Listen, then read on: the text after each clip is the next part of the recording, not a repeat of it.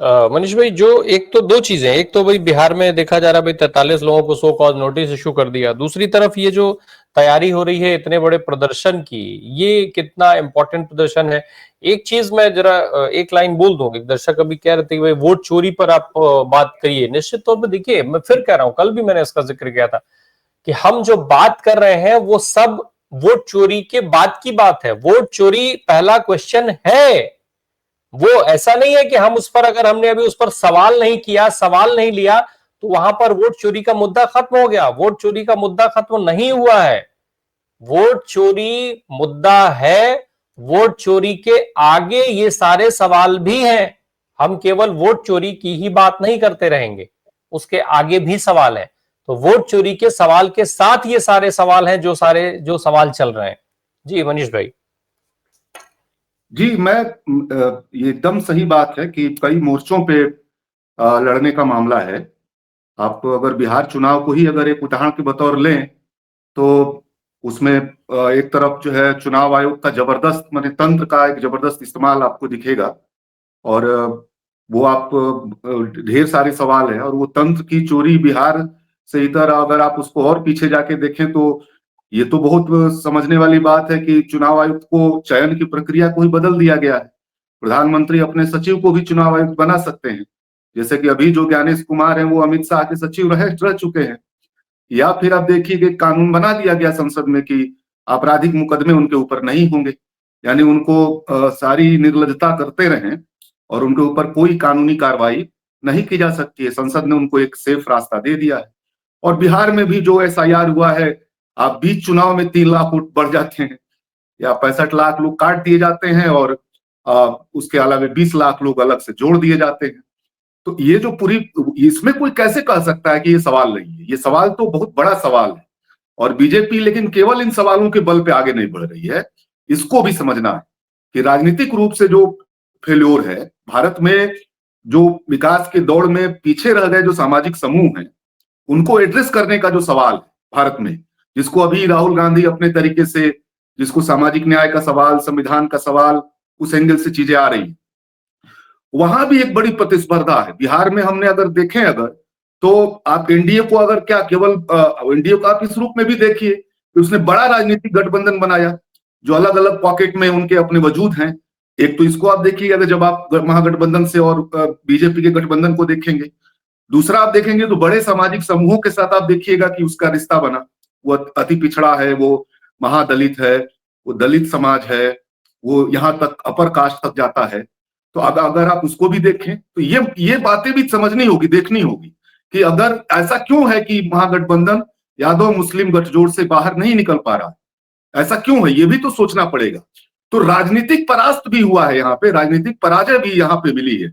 और इसलिए अगर आप देखेंगे कि इसको ऐसे भी सोचिए कि अगर मान लीजिए जब मुस्लिम समाज बहुत ज्यादा चढ़ बढ़ के वोट करता है तो उसका भी एक नकारात्मक फायदा उठाने की कोशिश करती है बीजेपी, उस कम्युनल वो देने का, या यादव समाज को लेकर के जो आमतौर पे एक प्रचारित जो मुद्दा है उसको लेकर के, उसके व्यवहार को लेकर के, खास करके उसके अति पिछड़ों से जो रिश्ते हैं या दलित और महादलित से उसके जो रिश्ते हैं, जब वो बहुत उत्साहित होता है या केवल यादव मुस्लिम ही गठजोड़ दिखता है तो अन्य हिस्सों को दूसरी दिशा में मोड़ पाना इस राजनीति के लिए स्पेस बन जाती है। तो बिहार में भी आप देखिएगा कि तंत्र का इस्तेमाल और सामाजिक समूहों के स्तर पे बड़ा रिश्ता, मैं समझता हूं कि ये एक फेल्योर है। तो आने वाले समय में इन दोनों मोर्चों पे आप ठीक है मुद्दे उठाइए, आप रोजगार के मुद्दे उठाइए, आप शिक्षा का सवाल उठाइए, आप इन सब प्रश्नों को एड्रेस करिए। आप देखिए ना, आप अगर कोई ये कहे कि यहाँ बिहार में केवल कुछ महिलाओं को 10,000 दे दिया गया है सिर्फ इसलिए महिलाओं ने कर दिया है, ये बिल्कुल नहीं है। ये अगर आप देखेंगे कि आप दो कारणों से, एक तो राजद को लेकर के बहुप्रचारित चीजें हैं कि महिलाओं में थोड़ी नकारात्मकता है। दूसरा आप देखिएगा कि नीतीश कुमार का बहुत गहरा रिश्ता है, वो 2006 से चल रहा है। वो आज वो 10,000 थोड़े है, वो जो 2006 में उसने जो साइकिल जिन लड़कियों को दिया होगा, वो लड़कियां आज 35 साल की हुई होंगी, 30-35 साल की हुई होंगी, और उनको वो आप 10,000 दे रहे हैं। तो वो एक फिक्स डिपॉजिट है जिसका आप देखेंगे कि उसको वहां पे मिला है। तो इन सामाजिक समूहों पे महागठबंधन या कांग्रेस वास्तव में क्या काम कर रही है, उसके सांगठनिक संरचना में ये पहलू कितना दिख रहा है, उसके टिकट वितरण में ये पहलू कितना दिख रहा है।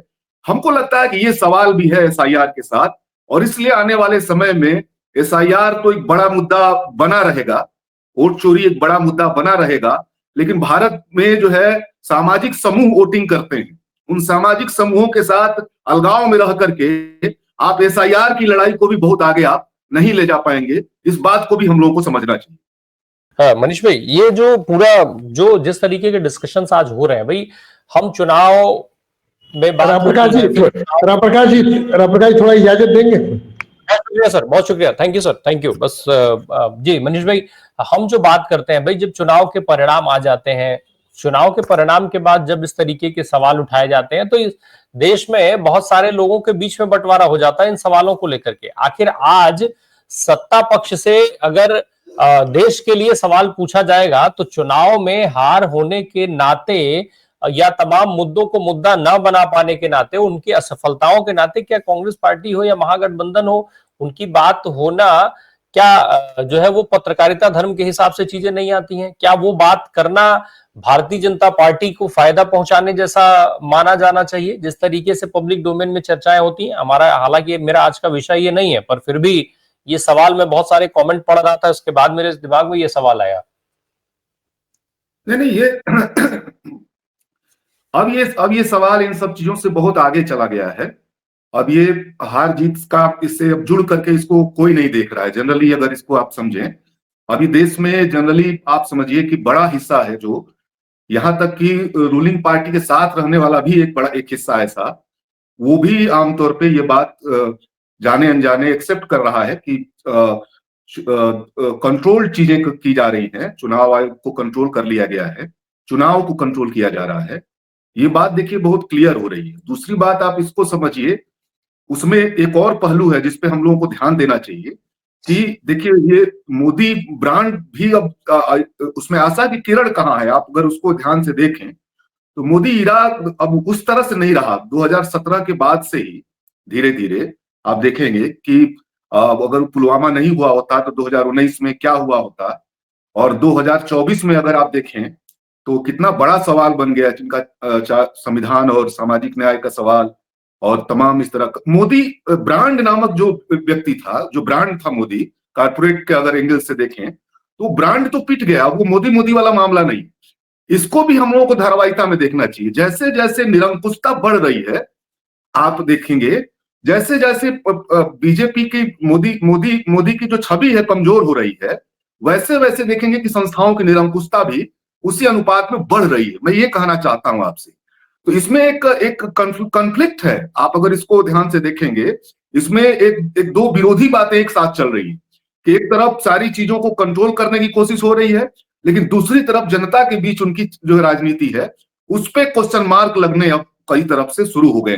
तो मेरा एक कहना है कि यहां से देखना चाहिए, और इसलिए अभी के दौर में ये हार जीत से परे जाकर के इन सवालों को और ज्यादा ताकतवर तरीके से जनता के बीच में लेकर के जाना चाहिए। एक यही अदालत बची हुई अभी भी, जहां अभी ठीक से हम नहीं ले जा पा रहे हैं, अभी उनको हम बहुत कन्विंस नहीं कर पा रहे हैं, बहुत कैलकुलेटेड ढंग से और बहुत टू द पॉइंट पॉलिटिकल तरीके से नहीं ले जा पा रहे हैं। यहां जो गैप रह जा रहा है उस गैप को भरना होगा। सुप्रीम कोर्ट और अन्य संस्थाओं को लेकर के हमको लगता है कि बहुत मुश्किल है। वहां बहुत उम्मीद रखना, बार बार निराश होना पड़ेगा। इस बार आपने अगर एसआईआर की सुनवाई को अगर आप ध्यान से देखें, या सुप्रीम कोर्ट का जो आमतौर पे अब रवैया है, तो वहां सोचने के बजाय जनता में और गहरे ढंग से उतरना, और जहां जीत रहे हैं वहां भी उतरना। ये हो सकता है कि कोई अगला चुनाव महागठबंधन जीत जाए, लेकिन इस मुद्दे को न रोकना, इस मुद्दे पे बने रहना, तने रहना, ये हमको लगता है कि यही एक रास्ता बचा है। जनता का अदालत बची हुई है, वहीं कितना बेहतर ढंग से विपक्ष जा पाता है, यही असली सवाल है।